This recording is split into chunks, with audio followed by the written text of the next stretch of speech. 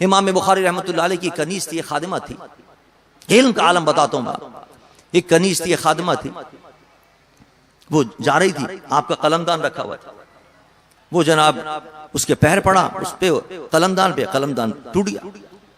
इमाम बुखारी को गुस्सा है, गुस्से से आपने देखा उसके तरफ,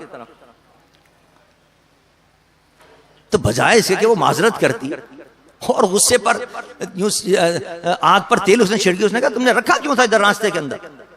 रास्ते के अंदर रखोगे तो यही होगा, तुम्हारा कलमदान टूटेगा, इसको उधर रखना चाहिए था।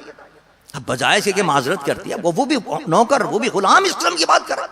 आप अंदाजा कीजिए कि क्या गुस्से का आलम होगा। देखिए इमाम बुखारी रहमतुल्लाह अलैह के बारे में लिखा है कि आपको गुस्सा है, लेकिन आपने फौरन अपना गुस्सा पी लिया और फरमाया जा मैंने तुझको आजाद किया।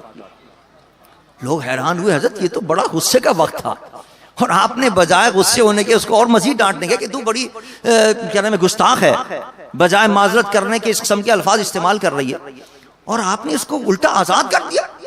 आपने फरमाया उसने मुझे गुस्सा दिलाया, लेकिन मुझे अपने आका का कौल याद आया।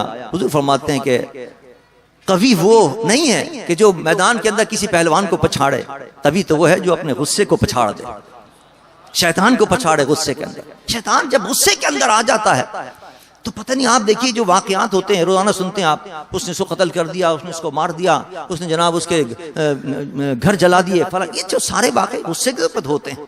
गुस्सा जो है वो एक आग है, मेरे मुस्तफा ने फरमाया, और उस आग को बुझाने का मेरे आका ने हुक्म दिया कि इस आग को बुझाओ। और इन तमाम चीजों पर किसने अमल किया? अल्लाह के वलियों ने अमल करके दिखाया। इमाम बुखारी जिसकी आप हदीस पढ़ रहे हैं और आज इख्तिताम हो रहा है इस बुखारी शरीफ का, इमाम बुखारी ने इस पर अमल करके दिखाया कि इस तरह अमल करते, सिर्फ हदीसें पढ़ी नहीं, पढ़ाई नहीं, बल्कि उस हदीसों पर अमल करके भी दिखाया, और आला सिफात से अपने आप को मुज़य्यन किया और दुनिया वालों को बताया। और फिर जब इंसान, और फिर निगाह मुस्तफ़ा भी थी उनके ऊपर।